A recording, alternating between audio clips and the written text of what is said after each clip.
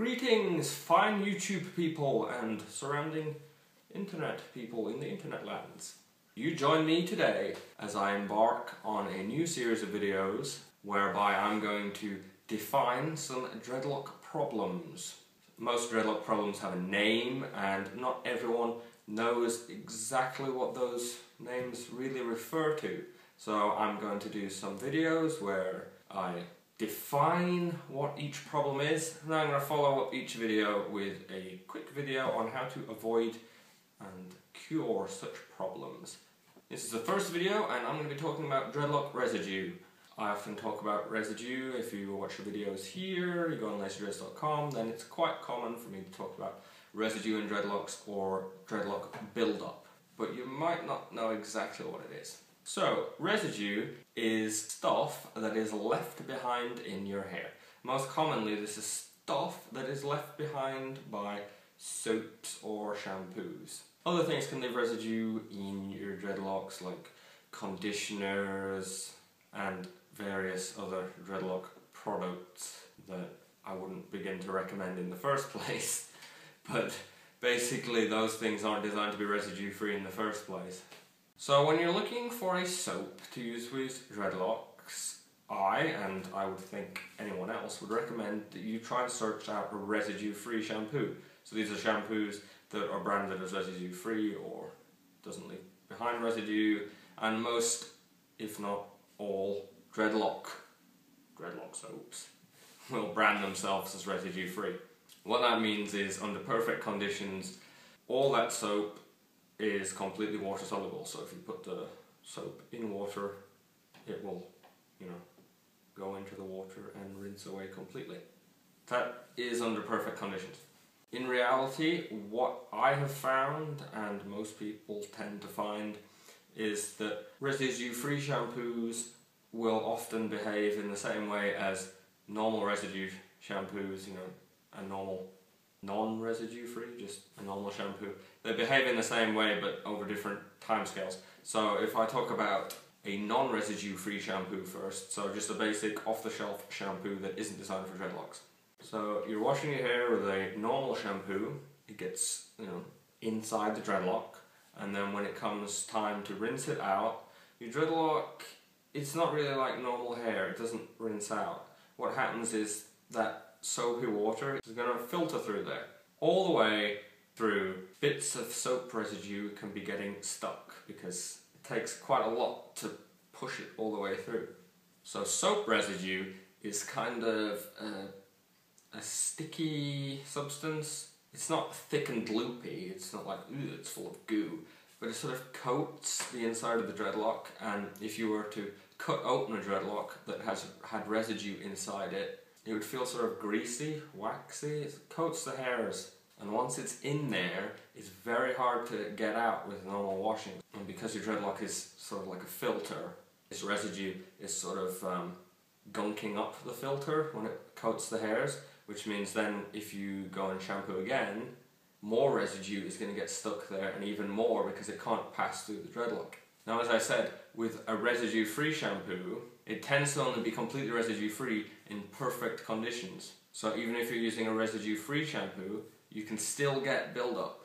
Because for a residue-free shampoo to work properly, you have to use a small amount of shampoo, rub it everywhere to try and get the most out of that small amount of shampoo. Put into context, I only use about a teaspoon and a half worth of shampoo for my entire head for all this hair. I rub it on my scalp and then let it rinse through the dreadlocks and squeeze it to the dreadlocks. And even then, you have to be very thorough with rinsing in order to get it out. Because although it's residue-free shampoo, you have to actually get it out of the hair. So it requires a lot of squeezing, you've got to push it all the way out of the hair. And if you don't, then it will dry in the hair and build up as a residue. Now, depending on what you're washing your hair with, this can take a long time. So if you are using a nice residue-free shampoo and you are rinsing for a long time, using a small amount of soap and rinsing very thoroughly, then it can take weeks, months before the build-up gets to any sort of level. If you're using a normal shampoo, so if you washed your hair with something like Head & Shoulders for a few times a week for a week or so, and you're using a lot of it and you're not rinsing for as long as you could, then you can start seeing build up in only a few washes time.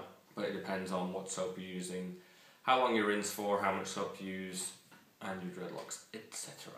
How do you tell if you have this residue? Now, as I said, most people are going to be having some level of residue, and it's perfectly normal, especially since it comes around even if you're using the perfect shampoo. It only takes one bad wash for you to start building up the residue. So one wash where you use too much shampoo and don't rinse it out thoroughly enough, you know, that is the build-up started. It's not something to be really scared of, and as I said, there's going to be a part 2 where I'm going to talk about all about the best way to avoid and remove the residue. But the way that you can tell is if you look at the tip of your dreadlock, and if you have blunted tips, then you'll only be able to look at the tip. But you have more soft tips, and you can sort of split the tip and have a look sort of just inside the dreadlock. That's where the residue is kind of going to be most visible, because you know it's stripped all the way down and it's touching stuff.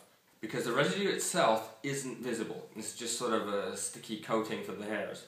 But because it's sticky, what you'll find is bits of towel and bits of dust will stick to it. Now you can get bits of towel and bits of dust in your hair normal anyway, because you're rubbing a towel, and if you're not using a microfiber towel or something, it's normal for bits of threads to get stuck in and bits of fluff.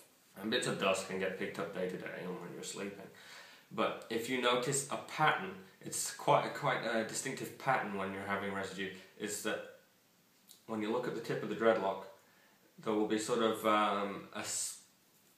it's sort of a spike in the middle of the dreadlock, sort of where the residue has come down and pooled in the tip, and then that has, you know, rubbed against stuff during your day-to-day life, and because it's sticky, dust will stick to it. So it'll be sort of a grey-white lint at the tip of the dreadlock, sort of look like a little ball in there. So that sums up in my definition for dreadlock residue. I'm going to follow this up with a video on how to avoid dreadlock residue and how to remove dreadlock residue. So if you would like to see that, you can subscribe, and then when that gets uploaded, it'll get sent straight to you. And I have some more videos that I'm going to have in this series. I'm going to have a just lint video where we're going to talk about lint and dreadlocks, dust and dreadlocks.